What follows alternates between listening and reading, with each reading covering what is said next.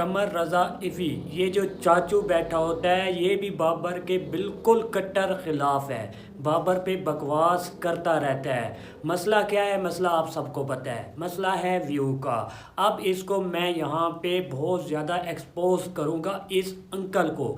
ये अंकल कहता है, गंजा अंकल कहता है, इफ़ी कहता है कि भाई साहब बाबर के लिए अलग लीग होनी चाहिए, बाबर आजम के लिए अलग लीग होनी चाहिए जिसमें वो खेलें जिनका पावर प्ले में 105 का स्ट्राइक रेट हो, उसके बाद 109 रन का स्ट्राइक रेट हो जाए। इसमें मुश्ताक अहमद को होना चाहिए, इंज़मामुल हक को होना चाहिए, जो कि 10 साल के बाद भी बाबर को बैक करते हुए नज़र आते हैं और कहते हैं कि बाबर को बैक किया जाए। अब बाबर को हम कितना बैक कर सकते हैं? ये जो गंजा बैठा है ये बकता है, ये कहता है कि बाबर की अलग लेजेंड लीग होनी चाहिए।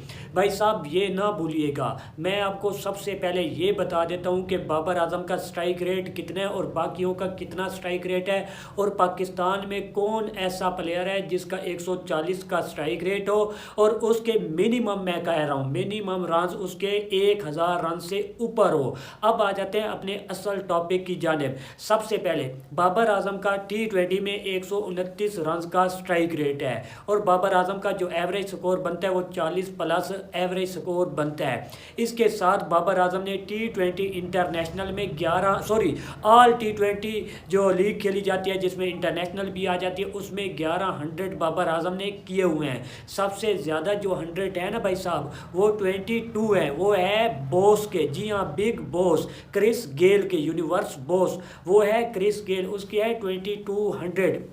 दूसरे नंबर पे कौन आता है आपको पता है? विराट कोहली नहीं है, रोहित शर्मा नहीं है, डेविड वार्नर नहीं है, जेम्स विंस नहीं है, टिम शेफिल्ड नहीं है, फिन एलन नहीं है, मैक्सवेल नहीं है। इसके अलावा जो भी टॉप क्वालिटी के हिटर आते हैं, स्काई नहीं है, हार्दिक पांड्या नहीं है, जो भी टॉप क्वालिटी के प्लेयर हैं जो कि T20 में जाने पहचानी शख्सियात हैं उनका नंबर नहीं आता। ट्रेविस हेड साथ कहीं पर भी नज़र नहीं आ रहे, रोहित शर्मा कहीं पर भी नज़र नहीं आ रहे।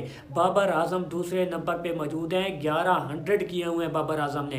इसके अलावा मैंने आपको कई वीडियो में बताया 3 मरतबा हमने डबल 100 का जो टारगेट था चेस किया हुआ है, उसमें 2 बार Babar Azam top run scorer हैं। इसके अलावा जो तीसरा चेस हुआ उसमें बाबर आजम खेल भी नहीं रहे थे। इसके अलावा 197 रन का हमने टारगेट चेस किया, उसमें भी Babar Azam top run scorer थे।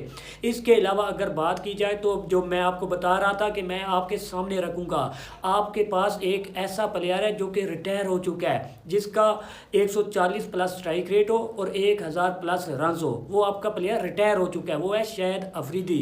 इसके अलावा हाईएस्ट स्ट्राइक रेट आपको पता है हमारा T20 में किस प्लेयर का है? मुझे बताएं किसका है? शादाब खान का है। शादाब खान का हाईएस्ट स्ट्राइक रेट है जिसका मेरे ख्याल में लगभग 137 के अराउंड बन रहा है। इसके अलावा फ़खर जमान का आपको पता है 134 का है। इसके अलावा इफ्तिखार अहमद का पता है 131 का है। इसके अलावा सैम अयूब का पता है 132 के अराउंड है। इसके अलावा बाकी आपका मोहम्मद हारिस का पता है, चलो उसने मैचेस कम खेले हुए हैं। इसके अलावा हसन नवाज ने कम अभी तक मैच खेले हैं। इसके अलावा आपका टॉप क्वालिटी का हिटर कौन है? खुशदिल शाह है, उसका इतना है। आपका सबसे ज़्यादा जो हाईएस्ट स्ट्राइक रेट है ना वो 137 है शादाब खान का।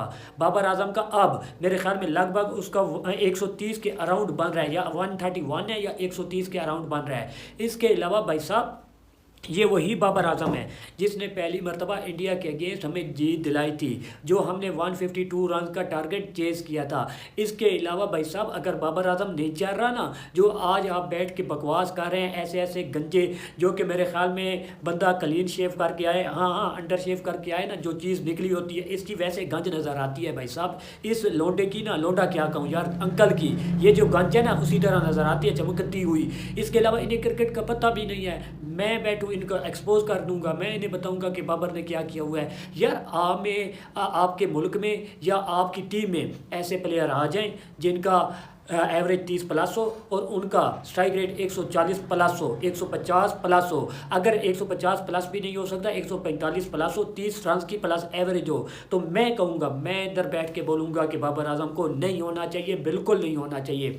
हमारे यहाँ स्ट्राइक रेट 170 हो जाएगा, 170 स्ट्राइक रेट हो जाएगा, लेकिन एवरेज होगी 20 की, 25 स्कोर की। उस एवरेज को हमने क्या करना? उस एवरेज को हमने क्या करना जो किसी फ़ायदे की भी ना हो। वो आए 10 बॉलों पे 20 स्कोर करके चला जाए 200 का स्ट्राइक रेट बन जाएगा। वो 20 स्कोर हमने कहाँ पे डालने हैं, हमने पिछू डालने हैं और उसका क्या करना है, हमने क्या कहते हैं वो पिछवाड़े में डालने हैं। भाई साहब ये हमें बताएं इसका करना क्या है। वो प्लेयर अच्छा होता है जो लंबा भी खेले और स्ट्राइक रेट भी मेंटेन करे। अब बाबर आजम अपने आप को, ये जो एवरेज गिरी है T20 में, किस वजह से गिरी है आप मुझे बताएं। ये इस वजह से गिरी है कि भाईजान बाबर आजम ने अपनी गेम चेंज की है।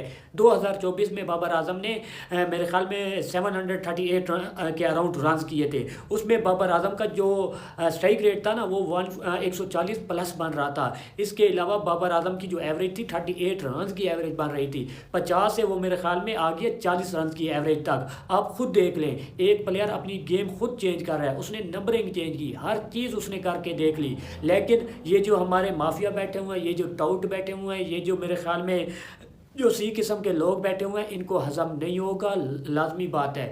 क्योंकि बाबर आजम बड़ा नाम बनता जा रहा था। भाई साहब आप खुद देख लें, मुझे कोई ऐसा प्लेयर दिखा दें जो अब टीम में खेल रहा हो, 140 प्लस स्ट्राइक रेट हो और उसका 35 रन प्लस की एवरेज हो और मिनिमम 1000 प्लस रन हो। मुझे कोई दिखा दें तो मैं कहूँगा कि भाई साहब मैं यहाँ पे बिल्कुल बकवास करता हूँ, गलत बोलता हूँ। मुझे कोई ऐसे प्लेयर दिखा दें, कोई टीम में हो जो खेल रहे हो, जिनका 140 प्लस स्ट्राइक रेट हो, उनका 30 प्लस रन का एवरेज हो और मिनिमम 1000 रन उनका हो। ठीक है, मुझे कोई ऐसा प्लेयर दिखा लें। फ़खर जमान नहीं है, ठीक है, 140 प्लस स्ट्राइक रेट, ठीक है। आपका एक ही प्लेयर था, वो रिटायर हो चुका है। अब आपका फ़खर भी नहीं है, आपका सैम भी नहीं है, इसके अलावा मोहम्मद हारिस भी नहीं है। मोहम्मद हारिस अगर हुआ भी सही ना, उसका 1000 रन मुकम्मल नहीं हुआ। सैम अयूब का मेरे ख्याल में अभी तक नहीं हुआ होगा।